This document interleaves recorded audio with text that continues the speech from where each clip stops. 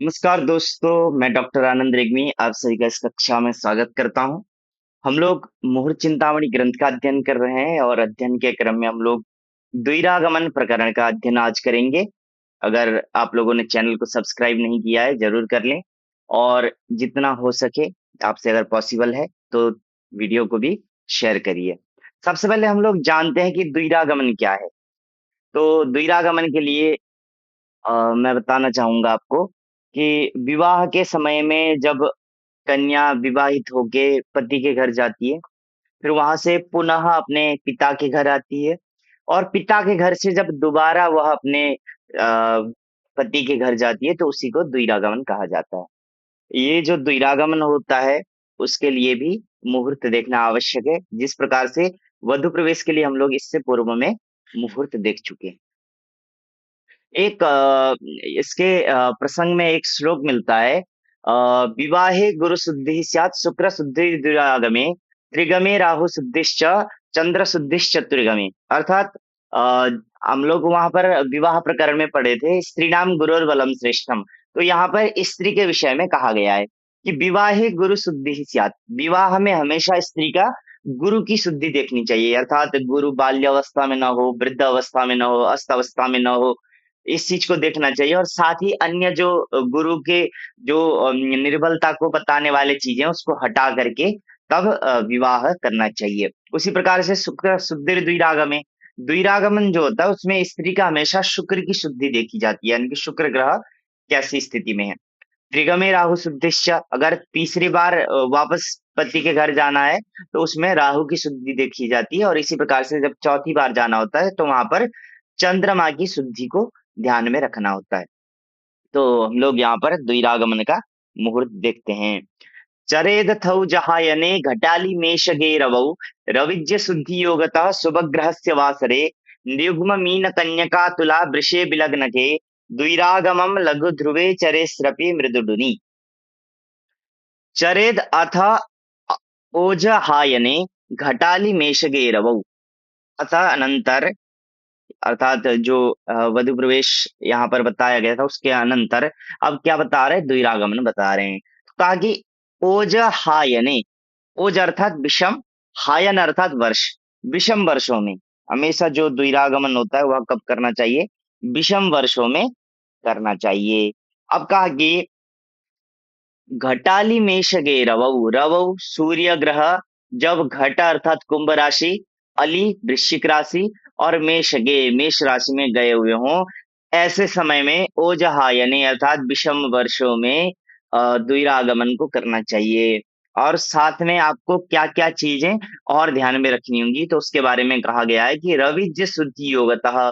रवि अर्थात सूर्य, इज्य अर्थात बृहस्पति, इन दोनों के शुद्धि योगतः, अर्थात जब बृहस्पति और सूर्य शुद्ध होंगे तो ऐसे समय में ही आपको द्विरागमन की प्रक्रिया को करना होगा। और शुभ ग्रहस्य वासरे, और वहां पर वार क्या होनी चाहिए तो कहा कि शुभ ग्रहस्य वासरे, शुभ ग्रह के वार में, शुभ ग्रह के वार में ही आपको क्या करना है, द्विरागमन को करना है। अब शुभ ग्रह का वार क्या है तो हम लोग पहले पढ़ चुके हैं कि सोमवार, बुधवार, बृहस्पतिवार और शुक्रवार, ये जो 4 वार होते हैं ये शुभ वार होते हैं। तो इन 4 वारों में ही आपको द्विरागमन करना है। साथ में विलग्न के, लग्न कौन सा होना चाहिए, अर्थात जब आप द्विरागमन करें, जब आप पति के घर में पुनः जाएं तो उस समय में नृयुग्म अर्थात मिथुन राशि, मीन राशि, कन्या कन्या राशि, तुला राशि और वृष राशि का विलग्न के, ये राशियां कहाँ पर हो, ये राशियां लग्न में हो। और साथ में लघु संज्ञक, ध्रुव संज्ञक, चर संज्ञक, मृदु संज्ञक और अश्रपे उडुनी। लघु संज्ञक हो जाएगा हस्ताश्वी पुष्याभिजित, हस्त अश्विनी पुष्य, इन नक्षत्रों में।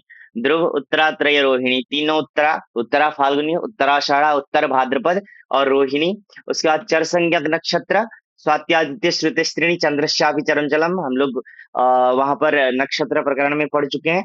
तो स्वाति हो गया, पुनर्वसु हो गया, श्रवण, धनिष्ठा, सतविशा, ये जो है वो चर संज्ञक में आते हैं। उसके बाद असरफ, असरफ अर्थात राक्षस। राक्षस जो है वो मूल नक्षत्र के स्वामी है, तो असरफ से हम लोग यहाँ पर मूल नक्षत्र लेंगे। इसी प्रकार से मृदु अर्थात मृदु संज्ञक नक्षत्र, मृगांत चित्रा, मित्ररक्षम, मृदु मैत्र, मृगुस्तथा।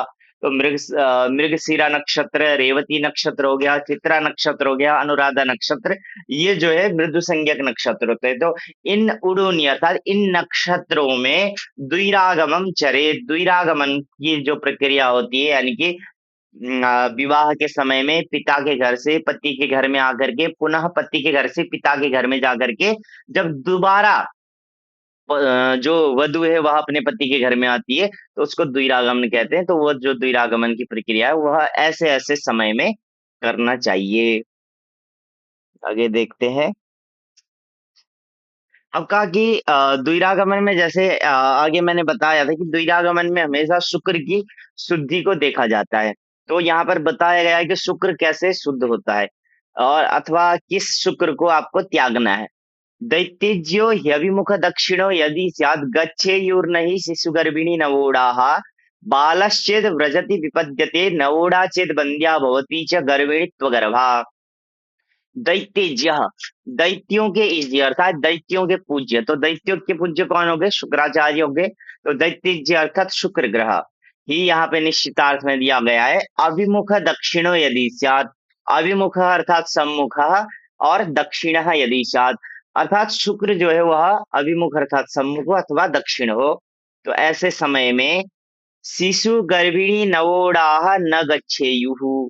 शिशु बालक, गर्भिणी जिस स्त्री को गर्भ है वह, और नव ऊढ़ा अर्थात नव परिणीता, ऊढ़ा अर्थात विवाहिता। तो जो जिस स्त्री की शादी अभी नई नई हुई है, ऐसी स्त्री, इन तीनों को न गच्छेयुः यात्रा नहीं करनी चाहिए। कब नहीं करनी चाहिए? तो कहा कि दैत्यज्य शुक्र जो है वह अभिमुख अर्थात सम्मुख हो और दक्षिण हो, तो ऐसे समय में यात्रा नहीं करनी चाहिए। अभी सम्मुख और दक्षिण कैसे होगा तो मैं उसको आपको एक चार्ट टाइप के माध्यम से बता दूंगा। बालश्चेद व्रजति विपद्यते, अगर शिशु होगा अर्थात बालक होगा तो विपद्यते व्रजति, बालश्चेत अर्थात बालक हो तो विपद्यते व्रजति, विपत्ति अर्थात मृत्यु अर्थात मृत्यु तुल्य कष्ट, ये सब व्रजति गच्छति। ठीक है। नवोढ़ा चेत वंद्या भवती, अगर नवोढ़ा नव परिणीता स्त्री हो अर्थात नव विवाहिता स्त्री हो तो बंद्या भवती, वह जो स्त्री है वह अगर ऐसे समय में यात्रा करे तो वो क्या हो जाती है? वंद्या भवती, बंद्या होती है अर्थात जिसको बांझ बोला जाता है, अर्थात गर्भ होने में समस्या आती है। उसके बाद गर्भिणी तो अगर अगर ऑलरेडी गर्भ में कोई बच्चा है तो वह भी जो स्त्री है वह अगर्भा अर्थात मिसकैरेज वगैरह होने की संभावना रहती है। इसलिए जो है ऐसे समय में जो बालक है अथवा गर्भिणी स्त्री है अथवा नव विवाहिता स्त्री है, इन तीनों को जो है ऐसे समय में यात्रा को रोक देना चाहिए। अब यहाँ पर जैसे मैंने एक बताया है कि शुक्र मान लीजिए जैसे पूर्व में उदित है, तो जब शुक्र पूर्व में उदित रहेगा और यहाँ ही मान लीजिए पूर्व दिशा में ही पिता का घर है, ठीक है, शुक्र पूर्व में ही उदित है अभी, और वहां पर जो है उसी समय में पिता का घर भी जो है पूर्व दिशा की ओर ही है, तो पूर्व दिशा जो हो जाएगा वह सम्मुख हो जाएगा। ठीक है, तो ये जो सम्मुख है उसमें यात्रा नहीं करनी है। उसके बाद अगर आपको शुक्र पूर्व में उदित है लेकिन पिता का घर पश्चिम दिशा में है, तो ये हो जाएगा पृष्ठ। तो पृष्ठ के लिए मना नहीं किया गया है, यहाँ पर केवल सम्मुख और दक्षिण के लिए ही मना किया गया है। अब मान लीजिए पिता का घर है दक्षिण दिशा में, तो पिता का घर जब दक्षिण दिशा में होगा तो वह जो है वाम भाग हो जाएगा। ठीक है, वाम भाग हो जाएगा, तो इसके लिए भी मना नहीं किया गया है। और उत्तर दिशा जो होगा वह दाहिना होगा, तो अर्थात दक्षिण होगा, तो दक्षिण के लिए भी मना किया गया है। वहां पर कहा गया है कि दैत्यज्यो ही अभिमुख दक्षिणे न गच्छेयुः, तो दक्षिण दिशा में भी जब होगा तो उस समय में भी आपको उस तरफ यात्रा नहीं करनी चाहिए। उसी के विपरीत में जब शुक्र पश्चिम दिशा में उदित होंगे, तो शुक्र पश्चिम दिशा में उदित होंगे तो आप इसका बिल्कुल विपरीत कर दीजिए। तो जब शुक्र पश्चिम दिशा में उदित होंगे तो पश्चिम दिशा में अगर पिता का घर है तब पश्चिम दिशा सम्मुख हो जाएगी, ठीक है? उसके बाद पूर्व दिशा हो जाएगा, पृष्ठभाग हो जाएगा। इसी प्रकार से जो दक्षिण दिशा है वह दाहिना भाग हो जाएगा और जब उत्तर दिशा है वो वाम भाग हो जाएगा। यानी कि यहाँ पर जो कंडीशन है उसका एकदम विपरीत हो जाएगा। तो उसमें भी जिस दिशा में सम्मुख अर्थात ये जो पश्चिम दिशा है वो सम्मुख हो जाएगा तो उसको त्याग देना चाहिए और उसके बाद दक्षिण दिशा जो है दाहिना हो जाएगा तो उसको भी त्याग देना चाहिए। आगे देखते हैं। अब सम्मुख शुक्र का जो परिहार है वह किस प्रकार से होगा? तो उसके लिए यहाँ पर श्लोक बताया गया है कि नगर प्रवेश विषयाद्युपद्रवे करपीडने विबुद्ध तीर्थ यात्रयोः नृपपीडने नववधु प्रवेशने प्रतिभार्गवो भवति दोषकृत नहीं। नगर प्रवेश विषयः, नगर प्रवेश का विषय हो अर्थात जब आप एक देश से किसी दूसरे देश में जा रहे हो अर्थात जब आप अपना परमानेंटली सामान वगैरह शिफ्ट करके किसी दूसरे जगह पर जा रहे हो तो ऐसे समय में उसके बाद उपद्रव, कोई उपद्रव हो गया हो, मान लीजिए किसी ने अटैक कर दिया है आपकी जगह पे या वहां पर कोई बाढ़ इत्यादि आ गया, भूकंप आ गया, तो ये सब क्या है उपद्रव में है। तो ऐसे कंडीशन में अगर आपको कहीं जाना पड़ रहा है, कर पीड़ने अर्थात विवाह में जब बारात इत्यादि लेके जाते हैं तो ऐसी अवस्था में। इसी प्रकार से विबुध तीर्थ यात्रयो हो, विबुध अर्थात देवताओं का जो तीर्थ है उसकी यात्रा करने में भी आपको जो सम्मुख शुक्र है उसका दोष नहीं लगता। इसी प्रकार से नृप पीड़ने अर्थात राजा के द्वारा पीड़ा दिया जा रहा हो, मान लीजिए जिस जगह पर आप रह रहे हैं उस जगह का के राजा के द्वारा आपको सताया जा रहा है और ऐसी अवस्था में आपको कहीं जाना पड़ रहा हो तो उसमें भी इसका दोष नहीं लगता है। और नववधु प्रवेशने, नववधु अर्थात जो नूतन जो वधु प्रवेश है, पहली बार जब वधु का प्रवेश हो रहा है तो ऐसे समय में भी शुक्र का प्रतिभार्गव दोषकृत न भवति। प्रतिभार्गव अर्थात भार्गव अर्थात जो सम्मुख शुक्र है उसका जो दोष होता है दोषकृत नहीं भवति, दोषकृत न भवति, दोषकृत नहीं होता है वह शुक्र। तो यहाँ पर कुछ चीजें बताई गई है जिसमें आपको सम्मुख शुक्र को होते हुए भी अगर आप यात्रा करेंगे तो उसमें आपका दोष नहीं लगेगा। एक तो यहाँ पर बताया कि जब आप एक जगह से दूसरे जगह शिफ्ट कर रहे हो, एक ये हो गया नॉर्मली रूप से। दूसरा किसी उपद्रव के कारण चल जाना पड़ रहा है तो ये दूसरा पॉइंट हो गया। तीसरा पॉइंट हो गया कि विवाह के समय में बारात इत्यादि लेकर जाना हुआ। चौथा पॉइंट हुआ कि आपका जब आप तीर्थ स्थल में यात्रा कर रहे हो।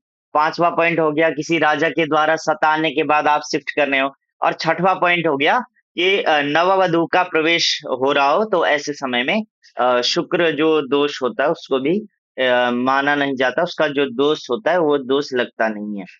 तो और इसके बाद फिर और एक यहाँ पर शुक्र का परिहार बताया गया है कि जो सम्मुख शुक्र का जो दोष होता है वह किस प्रकार के लोगों को नहीं लगता है। यद्यपि अगर इस श्लोक के अनुसार देखेंगे तो वर्तमान समय में लगभग हर स्त्री का दोष समाप्त हो जाएगा, क्योंकि पहले का समय अलग था और अभी का समय अलग है। ये जो लिखा गया है वो पहले के समय के हिसाब से लिखा गया है। तो इस चीज को हम लोग देखते हैं।